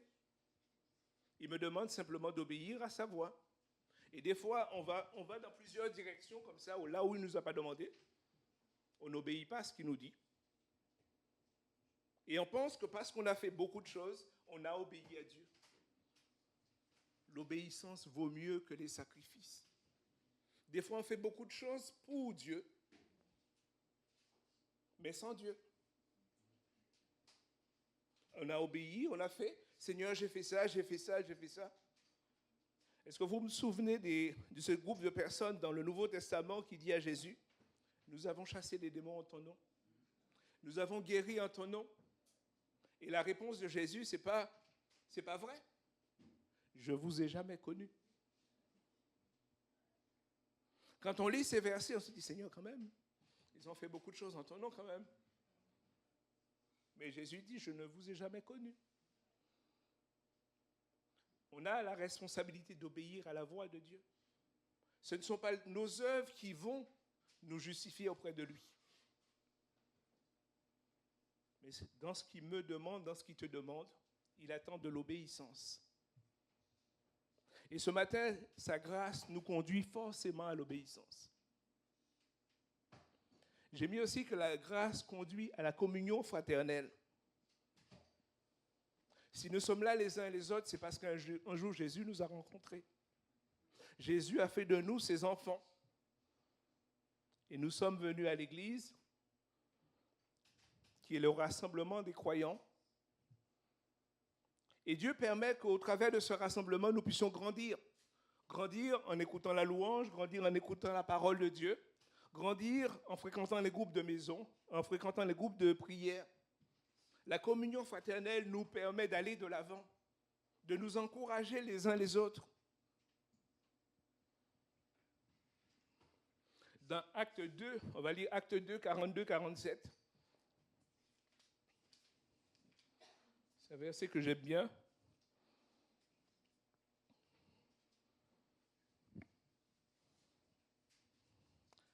Acte 2, 42 à 47, il nous est dit, c'est bon? Acte 2.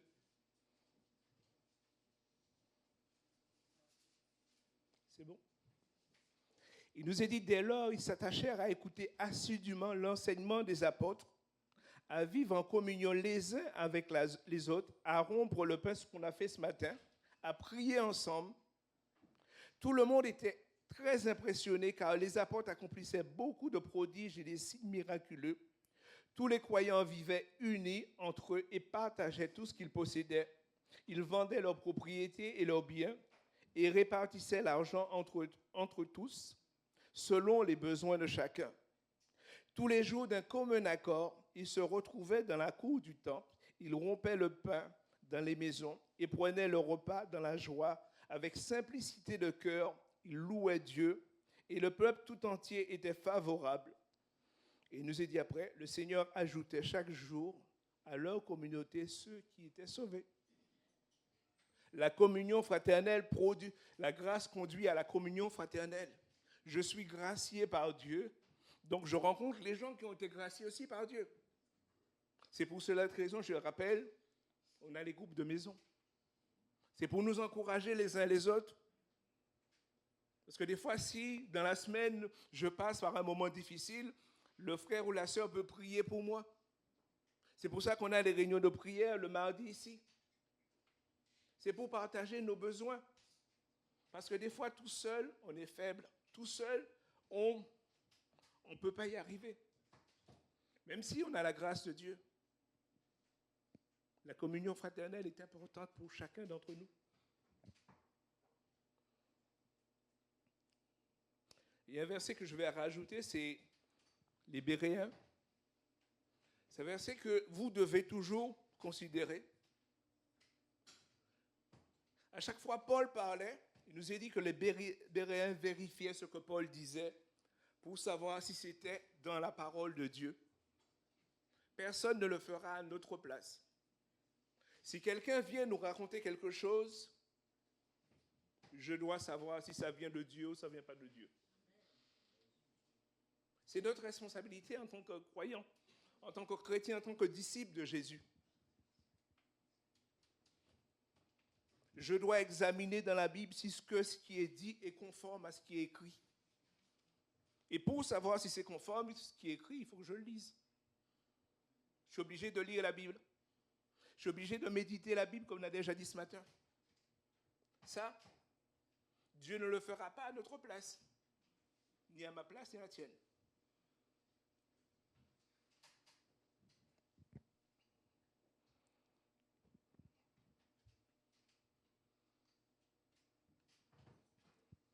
La grâce nous conduit à être des disciples de Jésus, bien sûr. Le commandement de Jésus, c'est de faire toutes les nations des disciples.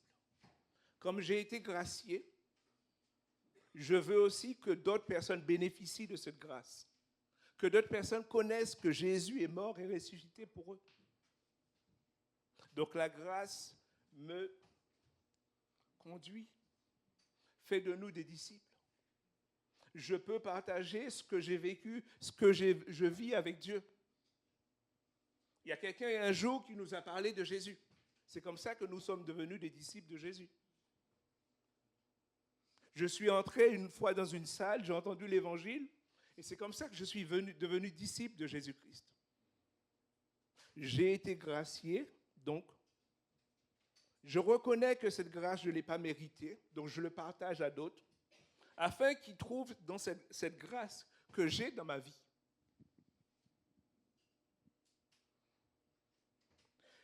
Et notre premier cercle de disciples, c'est notre famille.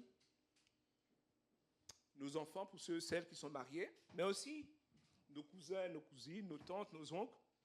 C'est notre premier cercle. Est-ce que dans toutes nos familles sont sauvées? Est-ce que toutes nos familles ont entendu la parole de Dieu? Nous sommes les gens qui peuvent leur dire que Dieu les aime. Nos oncles, nos tantes, nos cousins, nos cousines, nos grands-parents. Parce que des fois, on est prêt à aller dans le monde et autour de nous, il y a des gens qui ne connaissent pas Dieu. Autour de nous, il y a nos familles qui sont loin de Dieu. Ce matin, je dois être disciple dans ma famille proche et famille élargie. C'est ce que Dieu me demande, de partager la grâce que j'ai reçue dans ma famille. vous souvenez que quand les anges sont venus voir Lot, Lot a été voir ses gendres.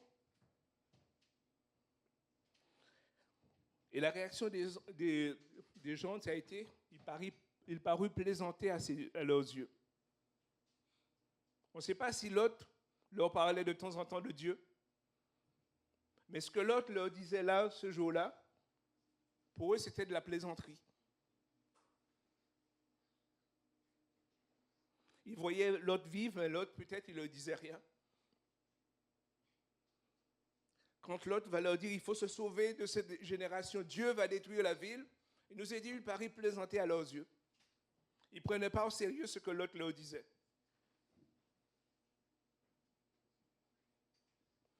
Ce matin, nous avons notre responsabilité de partager la grâce que nous avons reçue à nos familles.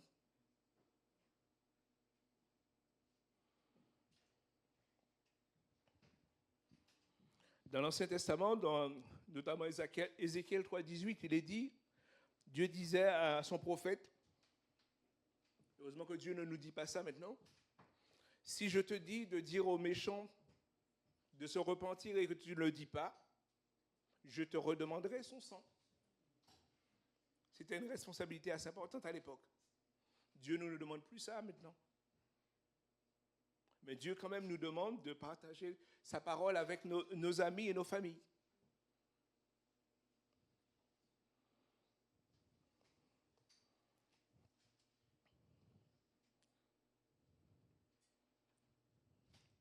Ce matin, qu'allons-nous faire en conclusion, qu'allons-nous faire de cette grâce imméritée?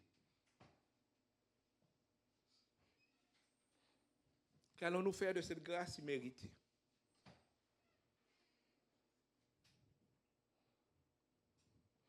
Pour finir, je vous laisse ce verset dans 2 Thessaloniciens 2,16 qui dit « Notre Seigneur Jésus-Christ lui-même et Dieu notre Père nous ont témoigné tant d'amour et par grâce nous ont donné une source éternelle de réconfort et une bonne espérance. »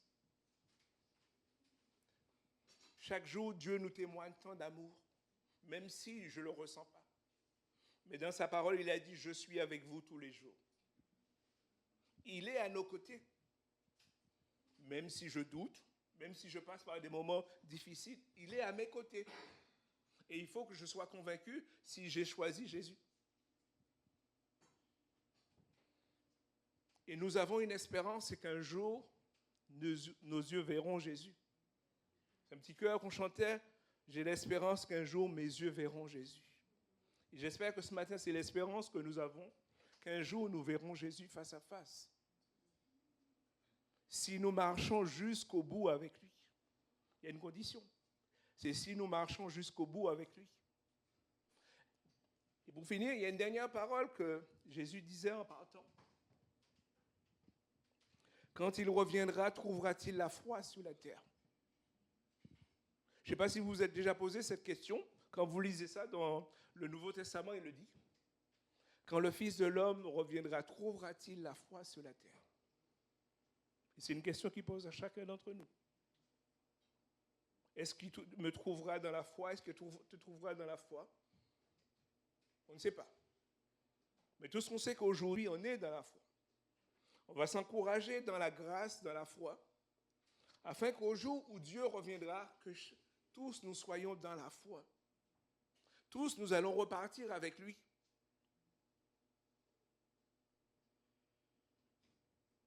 Si Dieu ce matin enlevait son Église, est-ce que je serais enlevé? La réponse appartient à chacun d'entre nous. Parce qu'il est parlé ici dans la parole de Dieu de l'enlèvement de l'Église. Un jour, l'Église va être enlevée sous la terre. Si Dieu ce matin décide d'enlever dans l'Église, est-ce que je serai enlevé avec lui? Qu'est-ce que je vais faire de la grâce que Dieu m'a accordée? On va se lever, on va prier. On va demander à Dieu la force de toujours marcher par la grâce et de lui faire confiance. Ce n'est pas nous. Notre confiance ne repose pas sur nous, mais sur Dieu. On a chanté ce matin, centré sur Dieu, centré sur Jésus. Est-ce que ta vie est centrée sur Jésus? Est-ce que ma vie est centrée sur Jésus ce matin? Donc si elle n'est pas centrée sur Jésus, tu peux reconsidérer ta vie et le mettre devant Dieu. Père éternel, nous sommes devant toi ce matin et tu connais l'état de nos cœurs. Je prie pour moi et ma prière, c'est est-ce que ma vie est centrée sur toi? Tu sais. Mais nous prions chacun, est-ce que nos vies sont centrées sur toi? Nous l'avons chanté ce matin. Mais que ce soit au-delà d'un chant, Père. Que ce soit une réalité dans nos vies. Est-ce que nos vies sont centrées sur toi? Est-ce que tu es notre priorité, Jésus? Est-ce que tu es notre priorité? Est-ce que nos vies sont centrées sur toi? Je te rends grâce pour la grâce imméritée que tu m'as accordée, que tu nous as accordée. Nous ne méritions rien, Jésus. Tu es mort à notre place. Tu as pris ma place, tu as pris notre place à la croix. Nous ne méritions rien, Jésus. Nous voulons simplement te dire merci pour la grâce imméritée. Merci de nous aider à vraiment réaliser que cette grâce nous oblige à marcher avec toi et à croire dans l'espérance qui est en toi, Jésus. Sois béni encore ce matin. Et pour celles qui ce matin hésitent ou ont des doutes, je te prie de les bénir, je te prie de les éclairer. Je te prie de parler au cœur ce matin. S'il y a une personne qui ce matin n'est pas sûre d'être centrée sur toi, il n'y a que toi qui peux le faire. Il n'y a que toi qui peux l'aider, Jésus. Tu dis, le Saint-Esprit vous conduira dans toute la vérité. Alors je te prie, Saint-Esprit, d'éclairer chacun d'entre nous ce matin dans le nom de Jésus. Amen. Merci Jean-Yves pour ce passage, pour ce message. On est gracié. Le Seigneur permet que... on aurait dû être condamné gracié. Hein, vraiment, c'est beau ce que tu dis, hein, parce qu'en fait, gracié, ça veut dire qu'on devait être condamné et que Jésus a pris notre place. On avait fait tellement de choses qu'on devait être condamné, mais Dieu, dans son amour, il nous donne une vie nouvelle. Et on a ce matin une graciée avec nous. Hein, on est tous des graciés, ou en tout cas en chemin d'être des graciés, en tout cas j'espère. On a une graciée avec nous. Vous connaissez cette dame-là? Vous savez qui c'est? Comment elle s'appelle? Comment elle s'appelle? Denise. C'est ça, hein? Bon, ok, ça marche. Non, mais elle est mieux placée pour savoir comment elle s'appelle quand même. Hein. On est très content de recevoir et d'accueillir Denise officiellement parmi nous. Bon, plusieurs la connaissent puisqu'ils ont dit son nom, hein, ou alors ils ont écouté juste ce que les autres ont dit. Voilà. Mais on est très content d'avoir Denise parmi nous depuis déjà quelques mois, presque un an peut-être, non? Des années? Je vois pas le temps passer. Je vois pas le temps passer. On voit pas le temps passer, hein, ma sœur. Voilà, donc ce que je vous invite à faire, on va simplement l'accueillir officiellement. Ce matin, on va te laisser la parole, bien évidemment. Ah bah oui, tu vas nous dire un petit mot, tu vas peut-être nous dire un petit peu qui tu es, ce que tu veux dire en fait à l'Assemblée, simplement. Je m'appelle Denise, comme vous savez.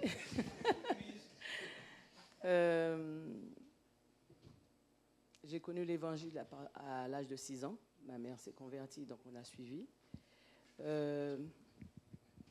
À l'âge de 6 ans, j'ai connu l'Évangile. À l'âge de 15 ans, j'ai accepté mon baptême. Et donc, j'ai continué à grandir dans le Seigneur. Il y a des moments où je me suis retirée de Dieu parce que j'en voulais à Dieu. Et j'ai rencontré Sulienne, qui m'a beaucoup aidée, spirituellement parlant. Et je suis venue une fois ici, il y a eu un message qui me disait « Reviens à Dieu ». J'ai pleuré, je dis « Je ne mettrai plus les pieds ici », mais je suis toujours là. Hein. Et donc, voilà, j'ai demandé à faire partie de... C'est la première fois, hein, je fais partie d'une église, d'une assemblée.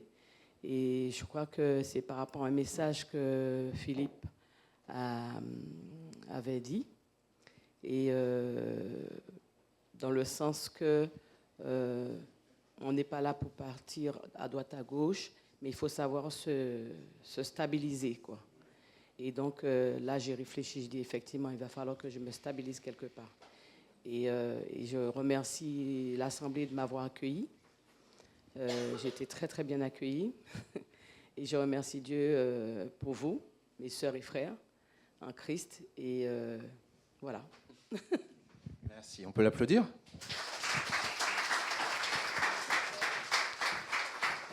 Voilà, merci beaucoup. On va simplement prier pour toi, pour t'accueillir officiellement. Est-ce qu'on peut se lever ensemble, s'il vous plaît, pour celles et ceux qui peuvent le faire? On va tendre les mains vers Denise. Gadi, tu peux.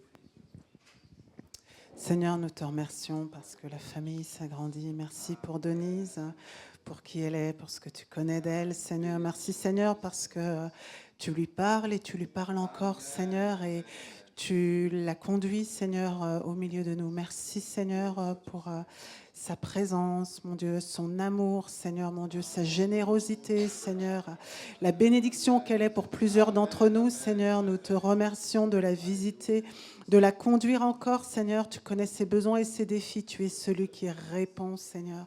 Et nous voulons la bénir en ton nom et être là aussi pour elle, Seigneur, en tant que famille en Christ. Merci de la guider. Merci, Seigneur, du lien d'amour aussi que tu fais grandir au milieu de chacun, entre chacun de nous, Seigneur. Bénis-la, Père, dans le nom de Jésus. Amen. Je laisse descendre. Du coup, je garde le micro, comme ça on enchaîne sur les annonces. Du coup, moi j'ai 2 annonces à faire avant de repasser le micro. Je ne sais pas laquelle c'est la première. Ouais. Non, ça c'est pas moi. Je sais pas. Ah, c'était Raphaël. Non, mais donc, du coup, juste, Tévin, si tu peux mettre la photo du papa de Sunamita. Merci. Non, je ferai celle-là après. Je vais commencer par là. Voilà. Je voulais juste vous informer que notre sœur Sunamita, qui est partie là, depuis le mois de février au Brésil pour refaire ses papiers, a perdu son papa. Donc, il est décédé cette semaine. Voilà, donc je nous invite à la prière. Nous avons des défis, de prier les uns pour les autres. Voilà, prier pour elle, prier pour sa maman, prier aussi pour l'église dans laquelle elle est, où il y a beaucoup de besoins. Et voilà, et donc cette semaine, je vous enverrai, on va mettre en place une cagnotte en ligne qui va nous permettre aussi de la bénir et de la soutenir de manière concrète.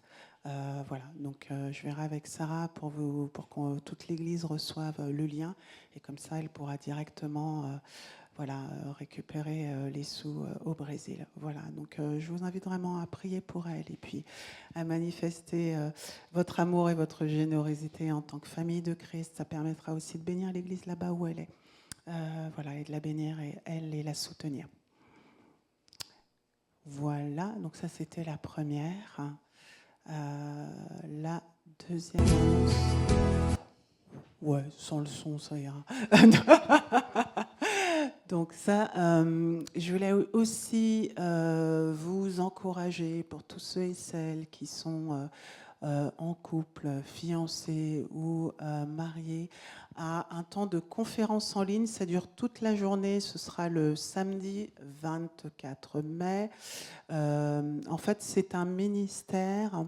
C'est les parents de Raïssa et Alejandro, qui sont les pasteurs de l'église de Châtillon-sur-Seine au sein de notre mouvement. Donc le papa de Raïssa et sa maman, donc Charles et Fabricia, sont responsables européens d'un ministère pour les couples. Et du coup, ils proposent à toutes les églises de pouvoir accompagner les couples. Et il y a une journée de formation en ligne sur Zoom. Vous n'avez pas besoin de vous déplacer avec différents intervenants. Au moment où vous faites l'inscription, vous recevez le lien Zoom. Voilà, c'est donc un ministère européen en France, en Allemagne. Il y a du portugais aussi et je crois de l'allemand, je ne sais plus. Voilà, donc vous recevrez aussi toutes les informations en ligne. Et après, je passe le micro à Raph. Voilà, donc moi je viens vous parler de la scène ouverte. Donc les inscriptions ont été clôturées, se clôturent aujourd'hui, donc au maximum ce soir. Donc voilà, l'idée c'était pendant la convention d'apporter ce que vous aviez sur le cœur, donc autour du thème Jésus, un ami inattendu en 2025.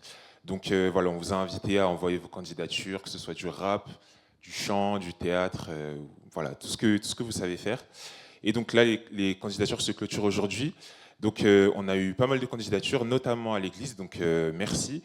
Merci notamment à Jennifer avec Jasmine, Lucaïna, Ludmila et Terence aussi qui a produit quelque chose. Donc merci à vous. Vous pouvez vous applaudir. Et voilà, on a hâte de voir ce que vous allez proposer. Et voilà, venez à la convention. Donc je profite pour dire pour la convention que si vous êtes encore à la recherche d'un covoiturage, vous allez voir Dominique. Alors je ne sais pas s'il reste de la place. Il faudra confirmer avec lui au sein du minibus. Je crois qu'il reste une place. Donc voir avec Dominique. Savoir si, voilà. Alors, qui dit covoiturage dit aussi hébergement, parce que vous n'allez pas pouvoir dormir dans le minibus. Donc, cherchez votre hébergement rapidement, parce que là, il se fait vraiment très tard pour trouver un hébergement. Voilà, ça, par contre, vous pouvez le trouver tout seul. Dans les jours plutôt, hein, parce que semaine, on est un peu serré, je vous communiquerai l'adresse, mais bon, si vous en avez besoin de savoir pour voir un peu la distance entre l'hébergement, voilà, n'hésitez pas à venir auprès de l'équipe de covoiturage qui peut se manifester avec une petite main. Et ils pourront vous dire plus d'informations par rapport à la convention. Alors, on va passer à la semaine, puisqu'on a vu les jours qui suivent. Ouais. Oh, d'accord. On a un nouveau visuel. Donc, pour les groupes de maison, donc cette semaine, nous nous retrouvons du mardi au samedi pour les différents groupes de maison. Si vous n'avez pas encore de groupe de maison, vous pouvez aller voir Jean-Yves, vous venez de le voir tout à l'heure là, qui va vous expliquer voilà, où sont les différents groupes de maison sur Pontoise et la Ville Nouvelle. Donc voilà, c'est le moment où on creuse la parole, qu'on se pose des questions, qu'on échange, qu'on prie les uns avec les autres. Donc ne vous privez pas de ça, du mardi au samedi. Après, on poursuit cette semaine avec la marche pour Jésus. Donc si vous n'avez pas encore participé à ce temps fort, donc n'hésitez pas, c'est vraiment un temps fort. Alors ça se fait sous plusieurs villes en France, mais là, ce qui nous concerne, c'est à Paris. Donc c'est vraiment un temps où on est vraiment avec différents chrétiens. Et on proclame le nom de Jésus dans les rues de Paris.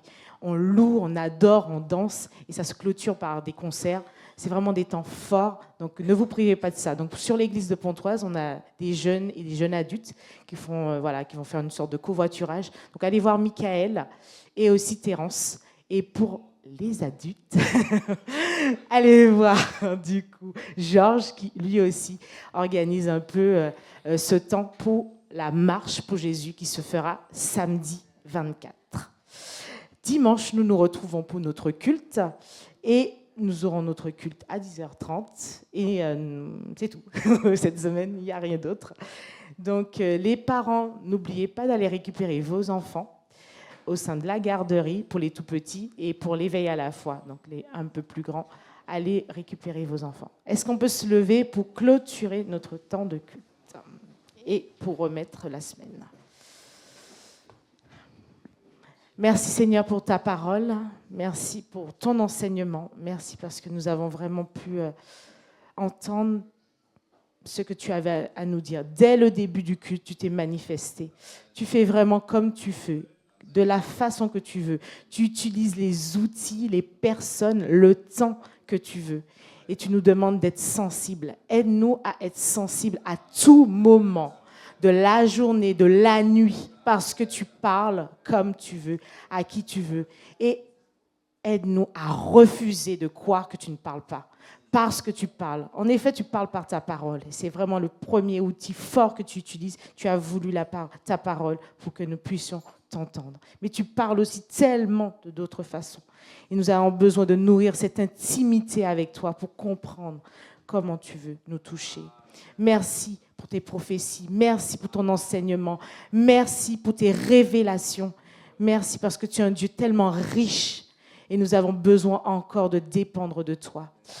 Merci pour toutes ces personnes que tu aimes abondamment et tu nous as graciés pour une unique raison pour qu'à notre tour, nous débordions et que nous puissions aussi bénir les autres autour de nous.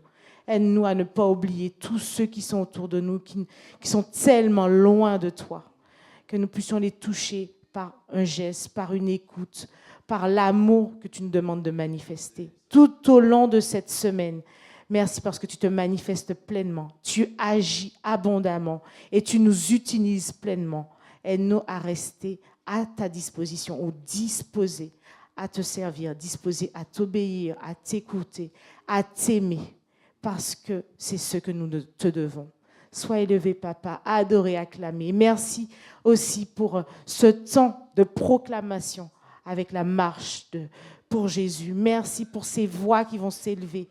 Merci pour ces quartiers qui vont être bénis parce que ton nom sera prononcé. Merci pour les autorités aussi qui acceptent de vivre ce temps, de laisser ce temps être vécu. Merci pour la police. Merci vraiment pour tout le dispositif qui va être mis en place. Merci parce que ta protection est déjà là.